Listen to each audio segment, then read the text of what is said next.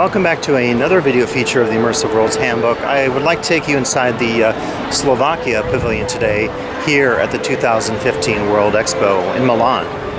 Okay, now I'll begin with this still image of the Slovakia Pavilion. As you can see, one of the more stunning outside images, and the entrance, as you'll see in a little bit inside, they have some artwork, and there was some really marvelous artwork, I thought, on the outside of the pavilion as well as on the inside. So I think, seeing something like this always reminds me of the reflexive purpose that we see in today's expos in terms of talking about the responsibility of the individual. This could be just about any person, right? And so it latches on, I think, quite well, hopefully, with our consciousness in terms of thinking about some of the pressing issues that will affect all of us on the planet.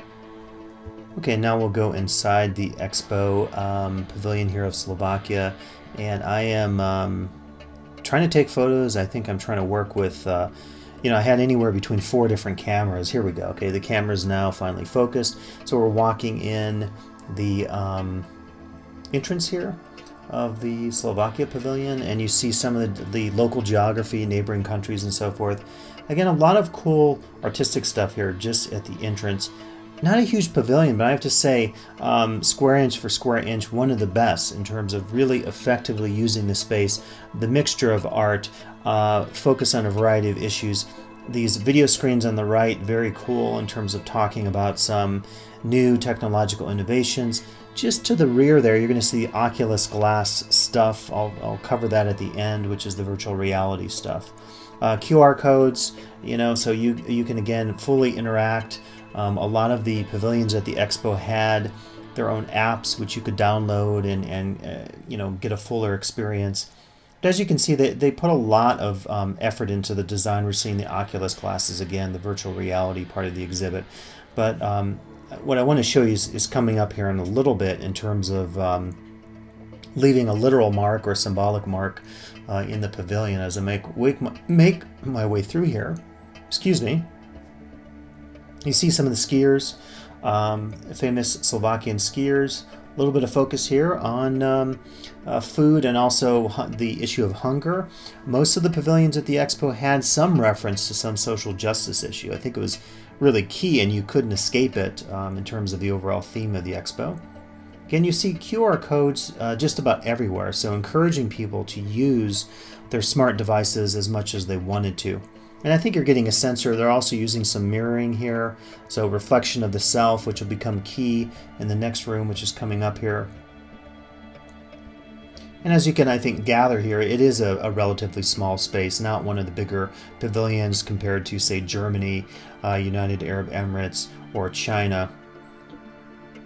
Okay, so just right here, this particular art piece, again, pretty effective. I mean, some might look at this and say it's a little bit creepy, maybe. I mean, these mannequins, so as you can see here, the attendant is giving me a pencil, and the idea is that you could write anything you wanted to, leave your mark here on the Expo.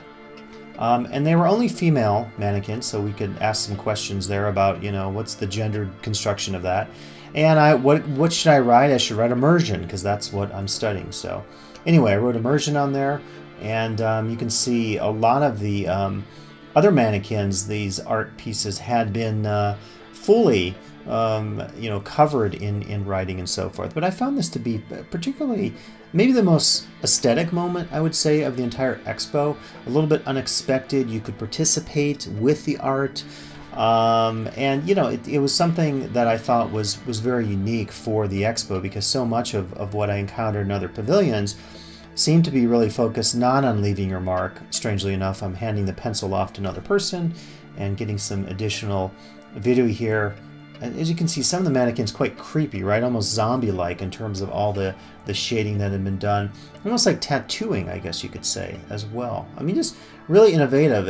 It seems so simple, but I've never seen anything like this in a gallery. I've certainly seen this in pizza parlors and places where you can leave your initials and write on benches and the walls and so forth, but nothing like this where you could actively participate with the artwork in real time and leave an impression. As you can see, I'm trying to take some still images and also get the video all at the same time zipping through the pavilion here. But I thought a really innovative approach that was entirely surprising to me for the fact that I think it's a way to suggest to the guests that you can leave a personal legacy at the expo. Even though the expo only lasts for about half a year, you have that opportunity maybe to make a difference.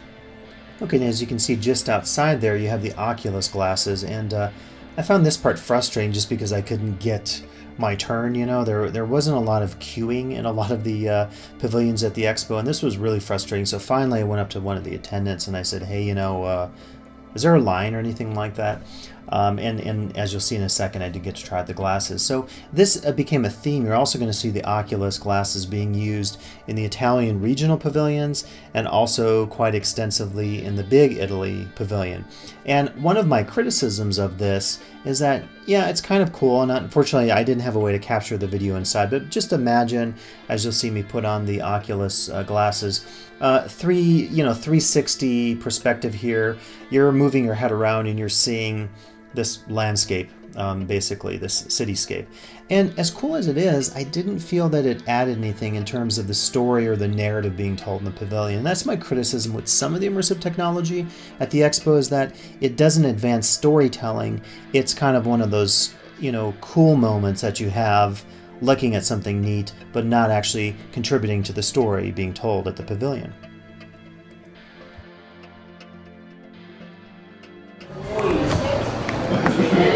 Okay, I just did the Slovakia pavilion. Being half Slovak, it was certainly important for me to visit. There were some really interesting elements. I actually didn't expect it to be that immersive. I don't know why, but I was pleasantly surprised.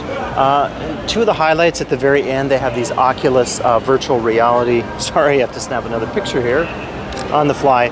They have these Oculus virtual reality goggles, which were kind of a cool experience. And then I like the element how they allowed people, very much an art focus. I like how they allowed people to write, as you'll see on some of these mannequins in this one art exhibit. So a lot of innovative things going on in the pavilion. Hope you enjoyed this video feature today here at the Slovakia Pavilion, the 2015 Expo in Milan, and please come back for additional video features, the Immersive Worlds Handbook.